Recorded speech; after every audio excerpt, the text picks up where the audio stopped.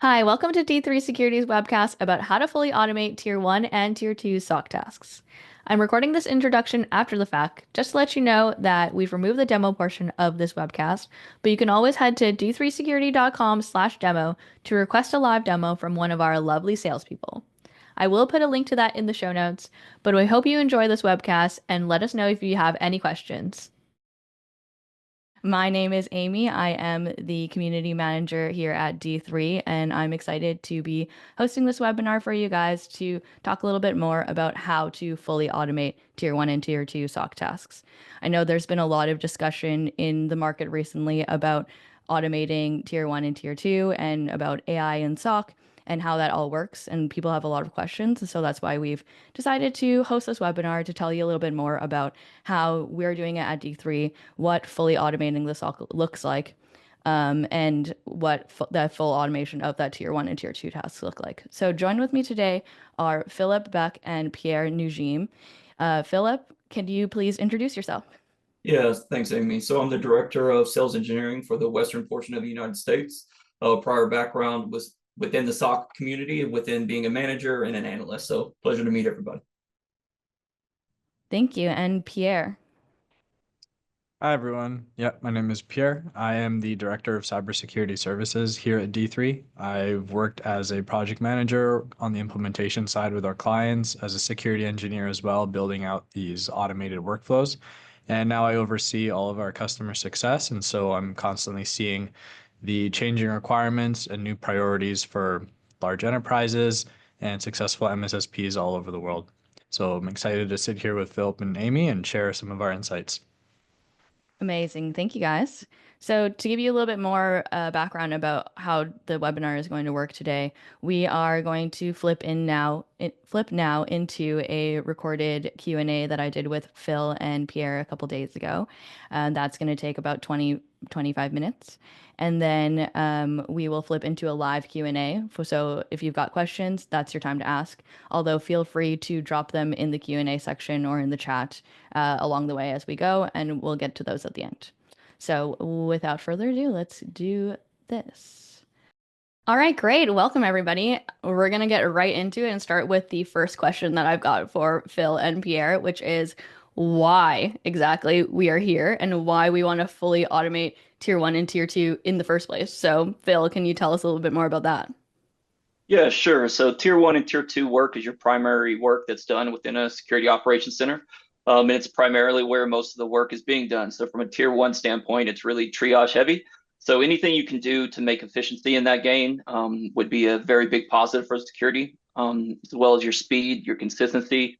Can you scale that as you get new customers if you're a service provider, or if the enterprise is growing, can you keep up with that with their small team? So anything we can do to automate the tier one and tier two process will make the SOC much more efficient and more productive over time. Yeah, for sure. The efficiency part is huge. Pierre, is there any other benefits or reasoning why a lot of people you think are automating fully Tier 1 and Tier 2? Yeah, I mean, there are the efficiency gains that Phil talked about. Obviously, we want to be responding to real threats faster and identifying those quicker. And so by getting rid of some of the more repetitive tasks initially, that opens up the team to be able to respond to threats faster. And then as you start to move up in the security operations, like into more managerial roles, maybe you have to start to look at your team also as part of the business. And so this is where questions around costs come into play. And so, how much money are you spending trying to triage your initial flow of alerts? And can you cut that down over time? And if you can do that, then you can start to free up budget for other things. You can build your team, you can onboard new tools. And it starts to, you get much more positive feedback from various leaders at your company, whether it's an MSSP or enterprise, if you can run your SOC more efficiently. Yeah, the cost savings is huge for I think a lot of SOCs today and just trying to cut down the cost and make things more efficient so they can actually spend money on things that are important. But Mhm. when we talk about fully automating Tier 1 and Tier 2, what exactly does that look like? Because I kind of understand, from a high level of we're reducing the cost, we're making things more efficient, but what are we actually fully automating? Yeah, I'll go ahead and take that one. So initially within like an automation standpoint, we'll just talk tier one, for example. So a lot of security operations centers are looking at multiple different solutions. You have multiple different vendors. There's a lot of different data, and then there's normalizing that data. So if we take each individual step that an analyst would take, basically a lot of that is repetitive and very tedious. And any one of those steps is what we call full automation. And now getting into more of kind of what we think as smart SOAR, really kind of foundational, laying down the rules, right? Your different workflows, those tedious steps. And then once you talk about AI and being implemented, right, we that's something that's additional layer, such as like a dynamic decision making process, so something that's more proactive in its actions and maybe a little bit more predictive as well. So anytime you can kick something off and do all those steps that an analyst would normally do, basically automating that full, okay, an alert has come in, to remediation steps and any context gathering within that. So that's what it would look like. I am taking all the different vendors and solutions I have within my security stack. I'm also looking at the individual security best practices within certain frameworks, as well as different compliance standards. And I'm taking as much as that work off of the tedious click. Maybe you have to swivel chair into different computers, or you have multiple different tabs open. You're taking all that very tedious, timely work, making it to where it all happens automatically so the analyst can do their job and start actually analyzing what's going on the network. Right. Okay, but when we talk about like tedious tasks, and maybe we'll get more into this when we talk about actually our Morpheus product, but when we talk about tedious tasks, what does that mean? Is that like hash verification and IP checking, or like what are we talking about here? Yeah, absolutely. So this can be anything from your IPs, your alert verification, if it's an email, are there different header analysis that you need to take in place, different extractions, URLs, gathering threat intelligence on different, IOCs, things along that nature. Also, do I need to get geolocation? What's the ASN? Is there a user account? Okay, do I need any kind of UEBA kind of information? Also, reporting. Reporting is a very lengthy task that has to take place afterwards, kind of an after actions report that might take place. So anywhere from like root cause analysis all the way through final reporting, be it if there's a bad hash, do I need to go to, let's say, Virus Total or another open source intelligence feed? Maybe it's a paid for intelligence feed. Do I need to go verify what's already been verified in the wild? Also, within your own internal, you might have different authentication processes that take place, right? User behavior, is there a comparison there? Domains, who is lookups, can get pretty lengthy, but those are Yeah. just some of the few off the top of my mind that can definitely take place, which take place almost every single alert that comes in. Okay, yeah, sweet. That makes a lot of sense. And Pierre, you're working with a lot of our customers, talking to SOC managers every day. Is that kind of echoing what you're seeing in our customers and in the market today of what people are wanting to fully automate? Yeah, for sure. I think at the tier one and tier two level, there are like a few different objectives you can work towards. One is the correlation. It's the grouping events as they come in. The second is your false positive detection and dismissal, which Phil talked about. And the third is also what Phil talked about, that kind of data collection, enrichment and display. And so each of those three have a lot of repetitive tasks you'll need to complete in order to do them consistently. And so with automation, you can build workflows and scripts designed specifically for all three of those targets. And those are initially some of the first goals that our clients set out to tackle with automation. Yeah. And then I can add to that actually, once those are in place, uh, that frees you up to go and automate things above those tier one and tier two levels, like proactive threat hunting. You can go into remediation if you like. But definitely at the tier one, tier two level, we're looking at some of that initial event filtering and data collection activity. Yeah, okay. I'm very curious to hear more about this like proactive threat hunting business. But let's talk more specifically about our Morpheus product that we've just released. Can you tell me a little bit more about the tasks that that's taking care of? Yeah, I'll start on my side of the house more from the tier one, tier two analyst perspective. Really kind of that heavy workload, right? The heavy triage that takes place. So what Morpheus is going to do is going to take that initial alert, what we call a vertical, you know, analysis, where it looks within that specific, we'll call it an EDR alert that comes through. So there's a lot of rich data that is formulated within your EDR. So it takes all those data points. It also looks at the different API commands that are there from an integration standpoint. And then it looks what we call horizontally across your security stack. And what that does is able to gather all the context of the data that's there, and then looks left or right. If we're talking about MITRE framework, if you have an EDR alert and then maybe it's somewhere in the middle, right, where there's an execution of a particular, let's say, malicious document. Well, how did that get there? Morpheus is also looking across your security stack to say, hey, this came from a report that came in an email that somebody clicked on, right? So instead of just taking that one singular alert and kind of understanding, okay, this is what's going on, it puts together really the whole picture and the real story of what's going on with all the data. It's able to then summarize that data, put it in front of my face from a workspace standpoint. It gives me everything I need to go ahead and make some type of response effort or escalation effort if needed. So Morpheus is taking all the rich data that would take me, maybe a couple hours to gather and then put together, and it wraps it up in one. It does it kind of in parallel and then attacks it in that aspect. So it makes me as an analyst a lot more efficient. Okay, yeah.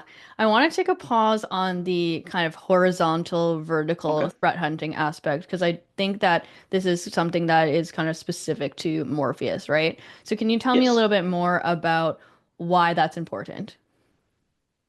Sure, absolutely. So why it's important is we need to start really looking at every single event. We need to look at every alert that comes in, every single alert. And so that's what Morvis is doing at a much greater speed than I can do. So as an analyst, right, it would probably take me 2+ hours to, depending on the alert, to dive into, and depending on what kind of automation I might have in place already. So as I'm looking through different contexts, going through different framework, maybe different applications that I have to look at to make sure everything's working correctly, maybe to see if this is true positive or false positive. Those different steps, Morpheus is already from a security context taken care of. I don't need to go look and see if a user opened up this email. It's already really figured out the path at which was taking place. Also documenting, like on a timeline perspective, exactly what that looks like.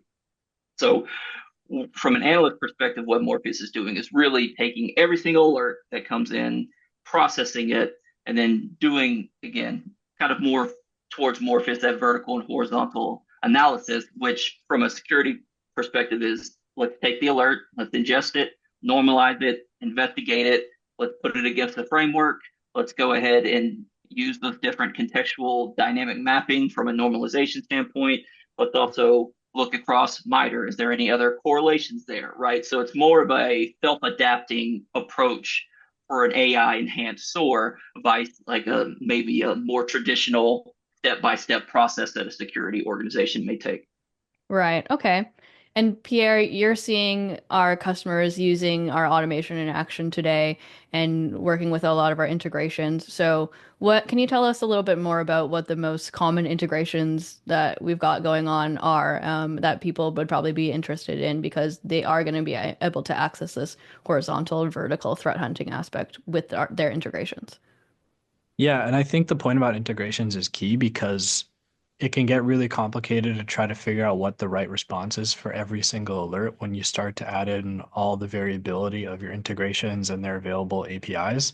It comes down to the question, which actions do we execute and when? And then when you're trying to answer that question across every single alert, it can get pretty cumbersome, both to figure out and then build out and maintain. And so that's kind of the problem area that we're targeting Morpheus towards to automate a lot of that initial logic building and designing those workflows. The integrations that are common that you would see, obviously your EDRs, your NDRs, your SIMs, those are very common. Some of the unique things that doesn't get talked about a lot are like your ticketing integrations. And so for companies that need to keep either their clients up to speed or other teams in the loop, being able to sync back to your ticketing tools is key. We're building out those workflows all the time with clients, and being able to have true bidirectional sync between them is very, very valuable as well. And then also being able to keep up with the correlation and grouping being done at the SIM level has also been an increasing demand because we're seeing more and more SIMs start to have kind of this more dynamic detection method where they're creating incidents, but then they're kind of like reviving them down the road. They're reopening them, they're grouping new alerts, they're updating them. And so making sure Morpheus kind of like sits in the middle of that and is able to stay on top of all of these changes and make sure that the automations are accurate, reflecting the changes that are being made in these original detection tools. Right. Okay, that makes a lot of sense. So I want to take a step out from Morpheus for a second and just talk about the market in general again for a minute, because I noticed that, when we are automating and fully automating tier one and tier two, the tier one position has changed dramatically. And so it's not the same as it used to be even 2 years ago. It's kind of introduced like a tier three plus, a tier four, maybe even in some scenarios. So can you tell me a little bit more about what automation and AI looks like now that we have maybe like a tier three plus role? From a tier one perspective, how it's changed, it's allowed me to become a better analyst with just having more time to actually do the job.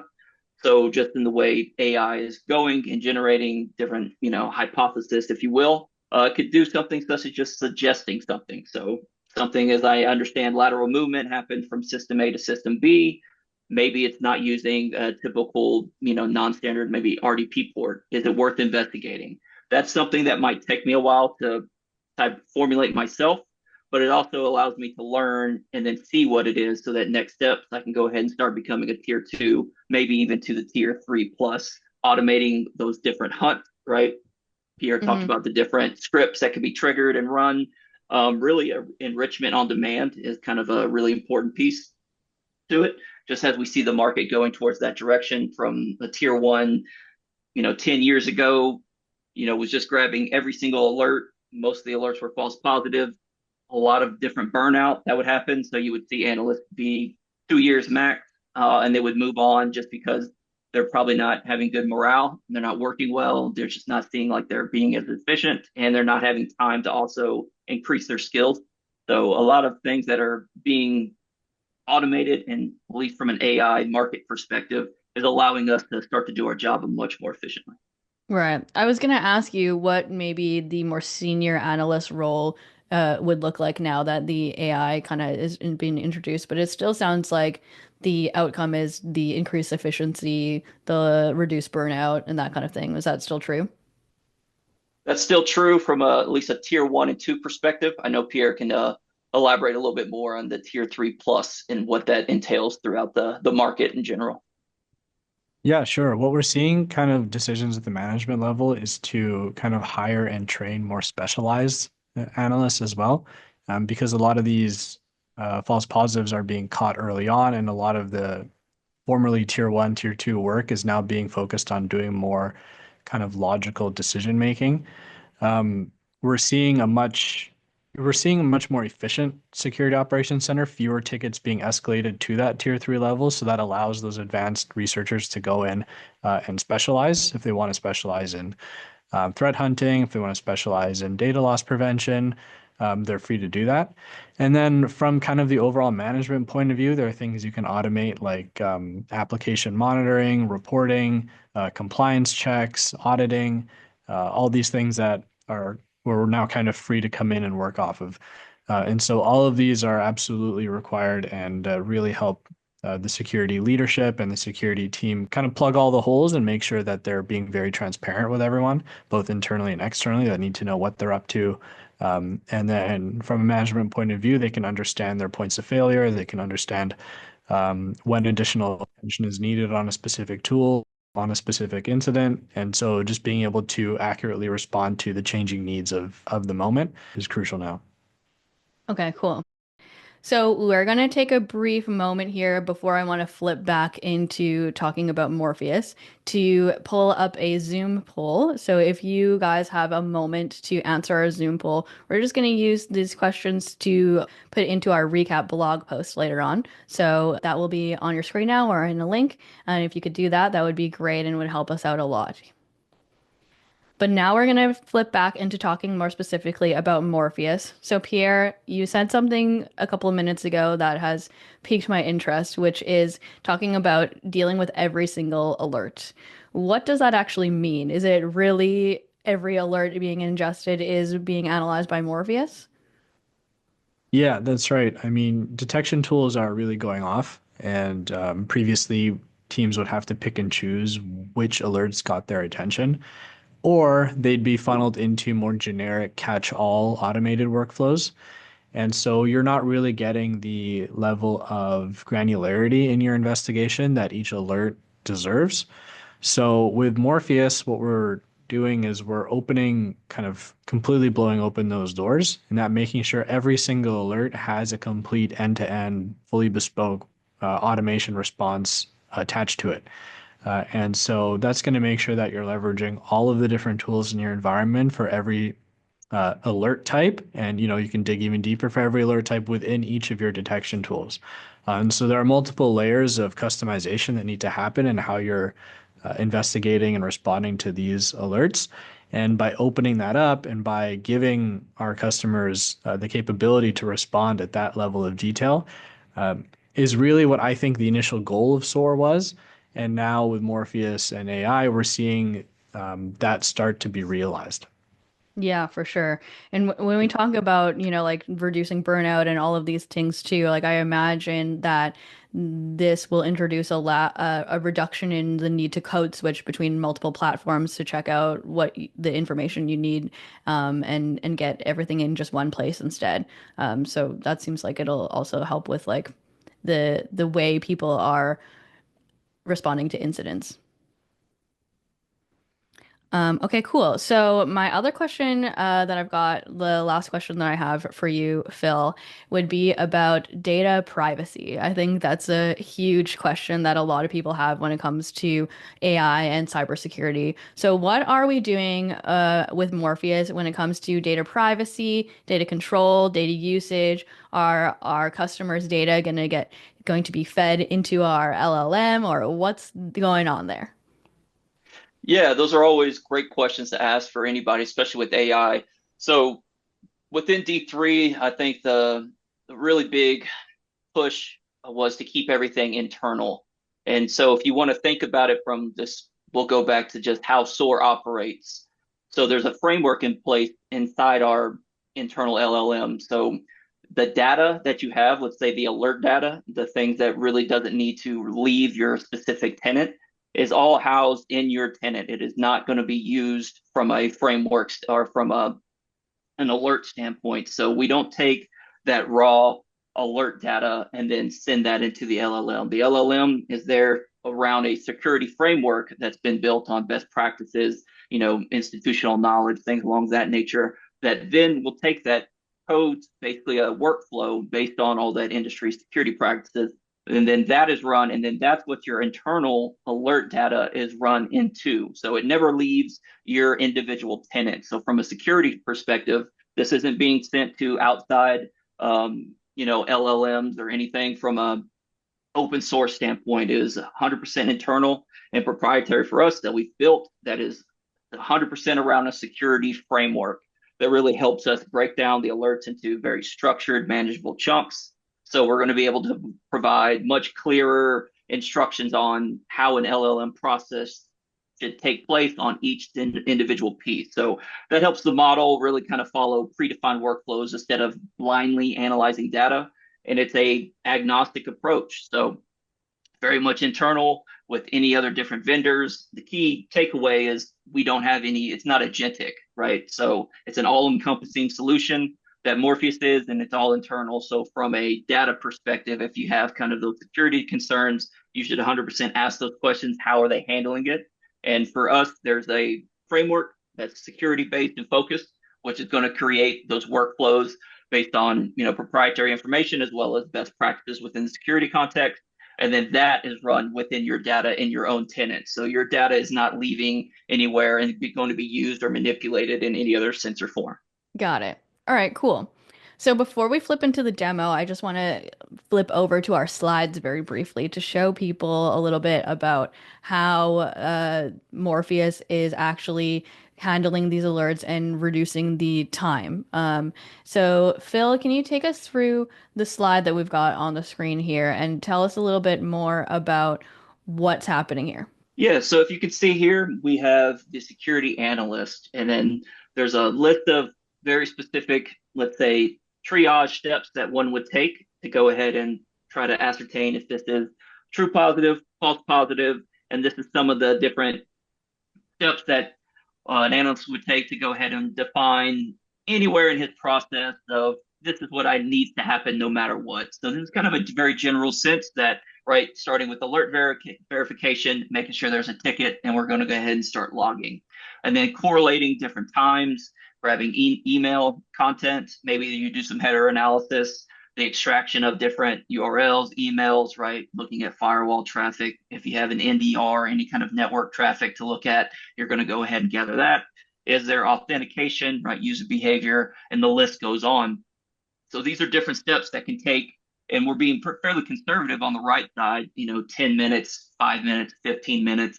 And then especially at the bottom, kind of the final reporting, 20 minutes is very conservative.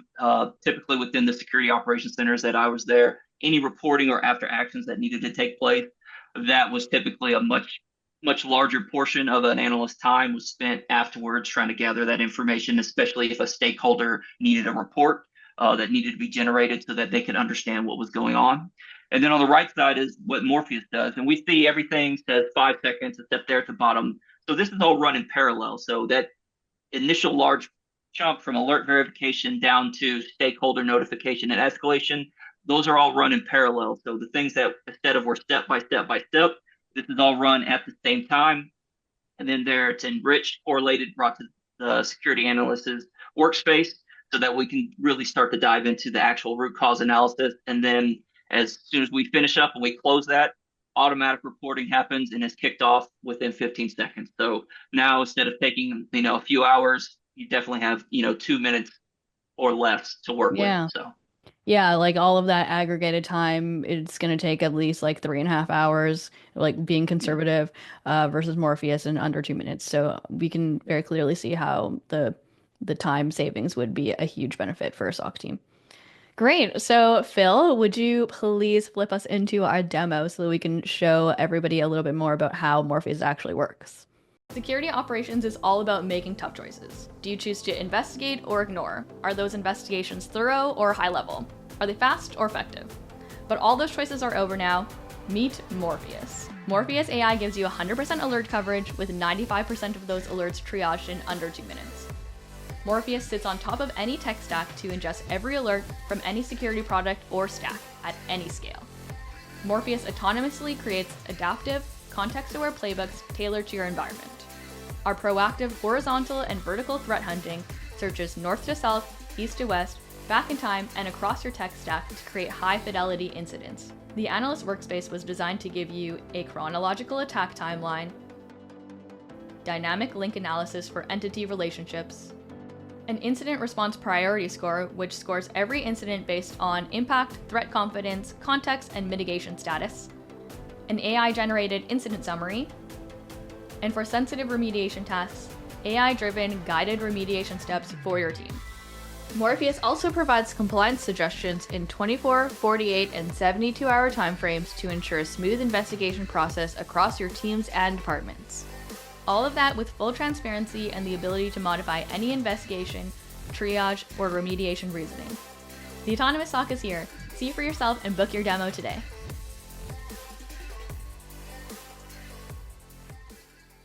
So if anybody has any questions, we would love to take those now.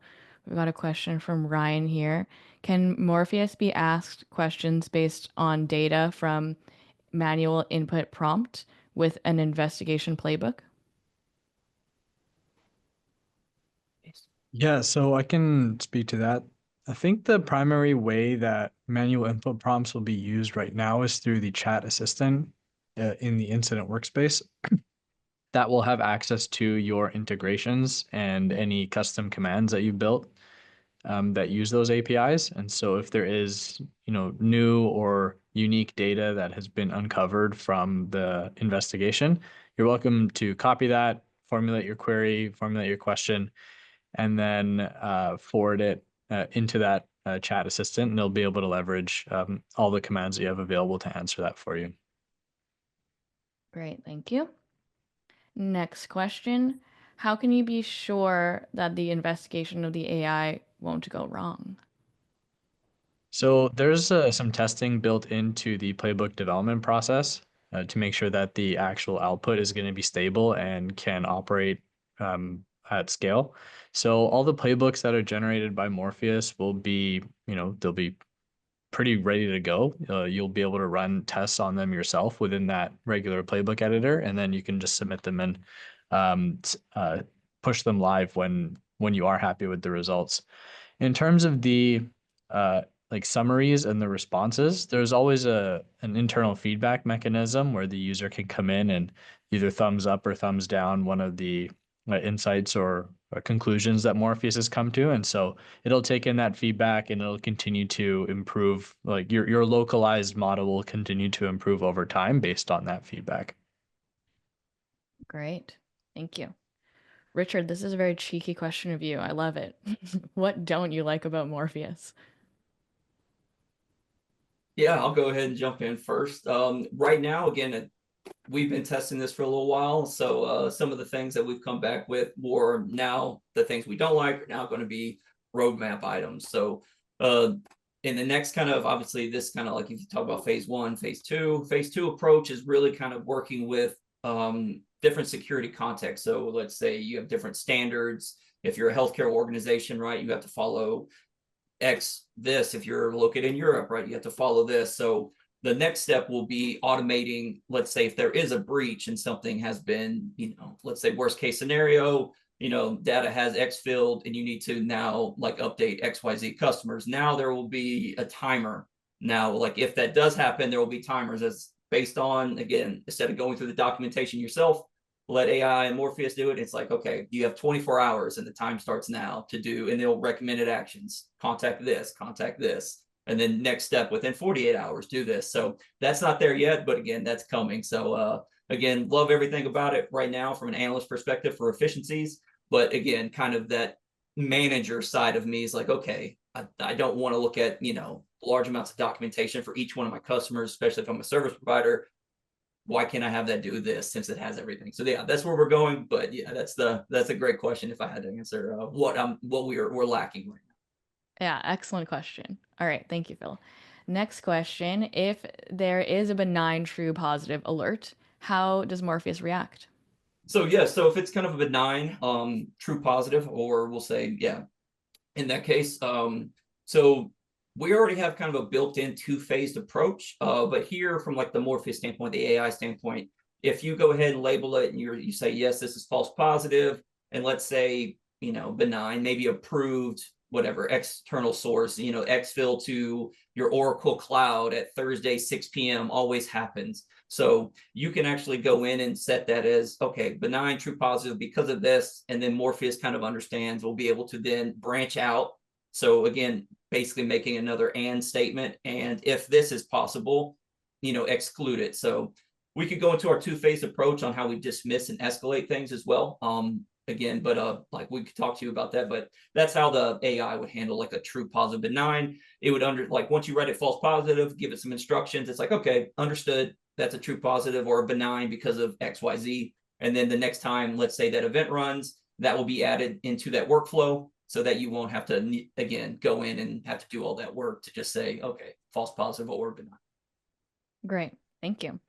The next question, do the automation capabilities go beyond SOC and IR use cases too? For example, security automation in IAM, DLP, XDR, network operations, firewall, that kind of thing.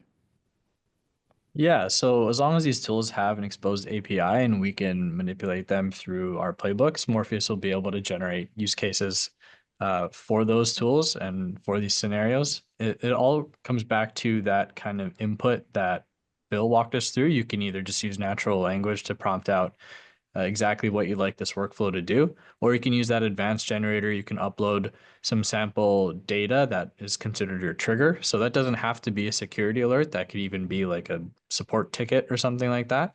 And then below it, you can fill out, select which tools you'd like to be used in that workflow. And then it'll go in, it'll read that support ticket, it'll read the pain point, it'll read the ask, it'll look at the APIs of the different tools you've selected, and then it'll spin up a playbook that can accommodate that request. Great.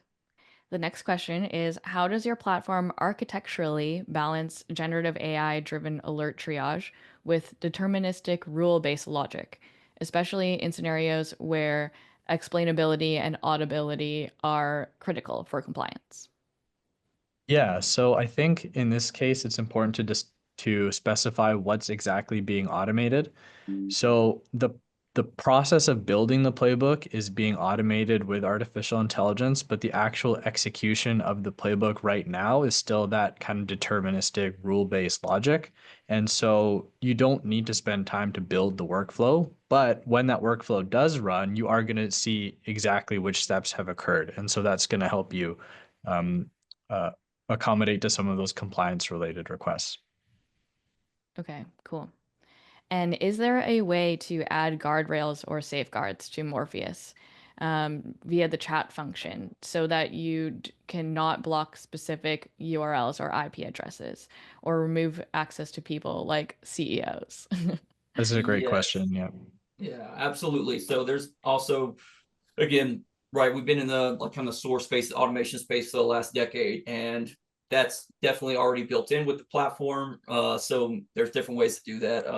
But yes, and it will, if you set it to, hey, this global list, for example, is kind of something that can be utilized where if this is your CEO or there's certain URLs that can't be blocked, IPs, etc. Yeah, those 100% can be added in there to where, again, Morpheus isn't just going to run wild and just say, yeah, I'm a block and do all this, response and remediation if it's not necessary within your organization. So correct. Yeah, amazing. Okay, cool. So, does Morpheus utilize previous investigations to adjust its response? Yes, yes. So as like a previous invest, it's dynamic, right? So it's not just a static kind of this is built. So let's say there's a previous response, it kind of understands, learns that, especially if there's a change being made. So right, especially from a workflow standpoint, you might need to add, especially for let's say service provider, I need to reach out to my customer before maybe taking remediation action. So again, kind of learns from that standpoint that that needs to be an item put in from a workflow standpoint. Also, yes, it can. What was that kind of second part of that question? I want to make sure I can unpack that correctly. Let me pull it back up. Oh, Yeah, does no it problem. use previous investigation to adjust its response? Yes. Yeah. So as you're working another investigation, if you put notes in there or something like that nature, let's say you have confluence and you need to go out and maybe change some documentation, it 100% will, take that into effect and then change it. So it's definitely going to dynamically update, especially as there's new like threat intel feeds, things along that nature. As it sees new data, let's say it's the same alert, but now there's maybe more data from an EDR standpoint. Maybe you have integrated an NDR. Now there's more data that's there. So it will also dynamically kind of update based on new data. It might create a different workflow based on that. When it does that, the chat little bot function will also populate and say, hey, is this correct? So if there is a change, it's going to let you know. It's going to have an engagement with you so that then you can say, yes, it's the correct actions to take. So yeah, it's going to be a dynamic process and continue to learn from each individual kind of investigation. Perfect. Okay, great. So, are AI features going to be priced separately, or are all of the AI capabilities going to be provided as part of the existing licenses?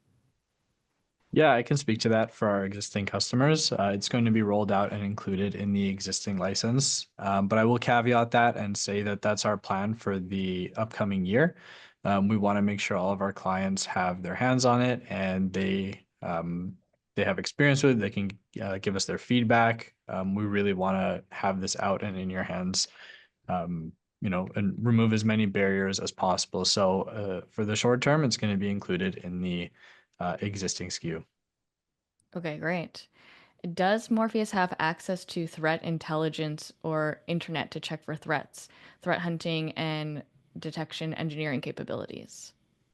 Yep, correct. So we're going to have connections with open source intelligence feeds as well as paid for intelligence feeds. Again, that's kind of like a backend thing that's already going to kind of be built in. Again, trying to keep best security practices. So as that changes, so we'll let's say those dynamic workflows will continue to be updated, as well as like different frameworks. So like CISA, things like that. So as they have new anywhere from like different X feeds, things like that. They're security focused to, CISA, things of that nature. Yep, those are all built in from the back end perspective. And again, kind of generating that from a threat intel perspective to help, again, guide kind of that framework and that workflow that is going to create, again, and then dynamically change on the latest IOC and intelligence feeds. Great. Okay, I think you partially answered this, but Yeah. does Morpheus support RAG for external data sources like Confluence and Jira? Yes, yes. So it will support, we have 400 plus different integrations, and within those integrations, right, multiple different commands. So let's talk about like Jira, the ticketing system. Anything you see that's done within our platform can be sent to Jira or any kind of ticketing system back and forth. Like with Confluence, yes, it can integrate, especially if you wanted, I know we have some people or some customers that they use Confluence and they want to add, let's say, they have like certain processes for certain things, which is just kind of like a step by step to go through. That 100% can be added within, basically that information can be pulled and then put in front of you from an analyst workspace standpoint. So yes, absolutely. Yeah, 100%. Okay, great. How does your platform leverage historical data to improve future analyses? Specifically, how are past security events and alert data used to train models for preventative actions and forecasting?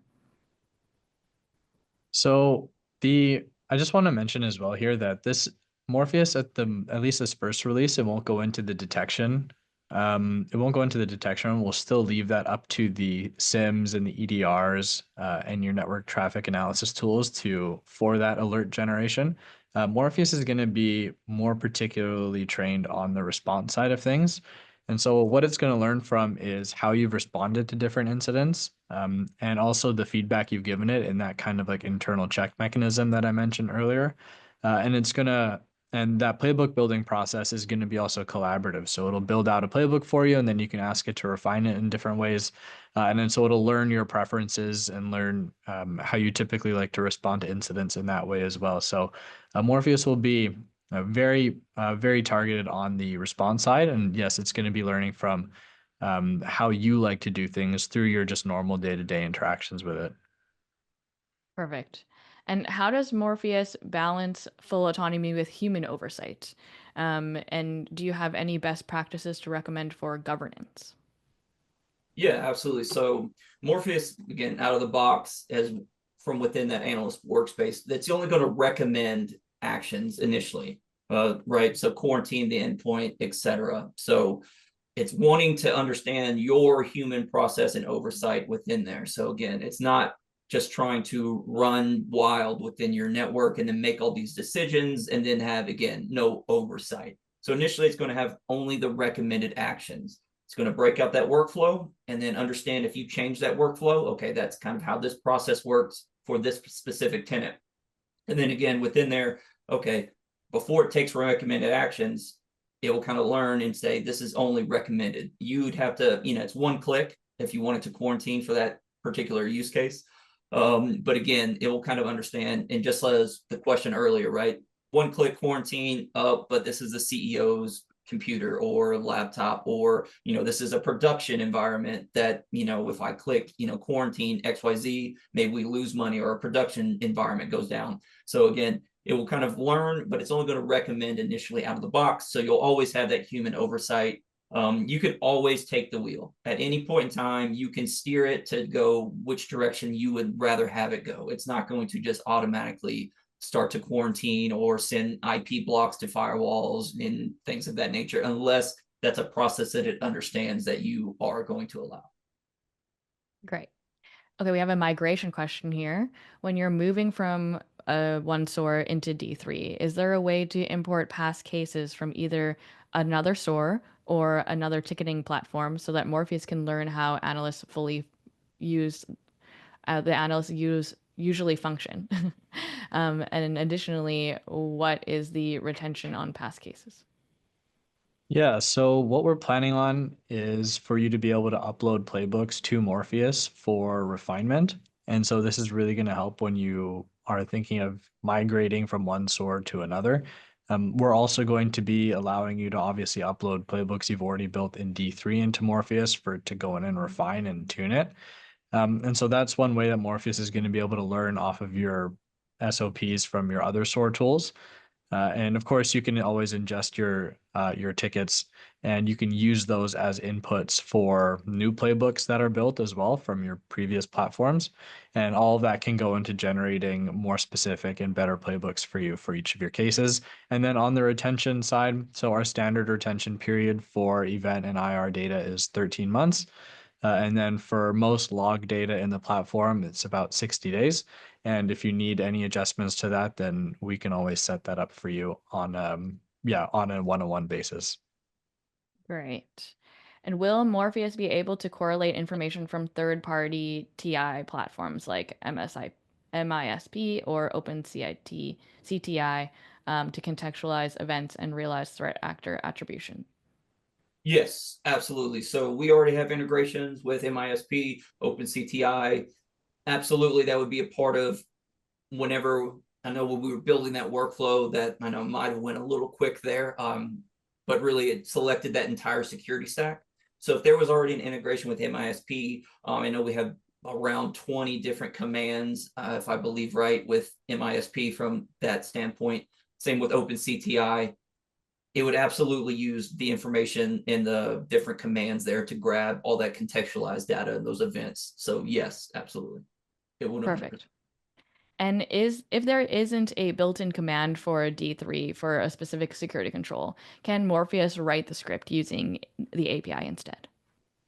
Yeah, I'm happy you asked about this. So there are another set of capabilities that we're rolling out in this initial release that will help with the scripting within the playbook, and then also Python code writing in our utility and integration command builder. And so it will, understand the D3 specific naming conventions for different functions, and you'll be able to write full on integration or just utility commands using those APIs automatically with Morpheus. Perfect. Okay, I thought this was a great final question to end on. When can we expect the first release of Morpheus? Yeah, absolutely. So if you are a current customer, you should expect it around the August timeframe. I'm sure Pierre and his team will be in touch with you and kind of have those sync and touch up moments so they can understand, hey, when it's going to be, if you want it to be implemented, or if you kind of want to wait, again, based on security practices there. And if you're a new customer, you can expect to do, jump into POCs, things along that nature, probably starting with early September, and then kind of moving out. So at least that phase one portion, everything that you saw currently, everything that we talked about will be, if we didn't specifically say phase two, that will be what you can expect to see come August as current customers. And then if you wanted to POC and have this in your environment, September, the beginning of September. All right, great. Well, thank you guys so much, and thank you everyone for attending. We will be doing these webinars more regularly, and because the security landscape is ever evolving, as we all know, I would encourage you guys to come back again in 6 months' time or however long you see fit, to just check out what we've been working on and get the updates on the official launch. So please feel free to jump back in at another webinar in a future date. And thank you so much for attending. We will be sending out the recording for this afterwards. So you can expect that in your inbox. And thank you so much. Thanks, everyone.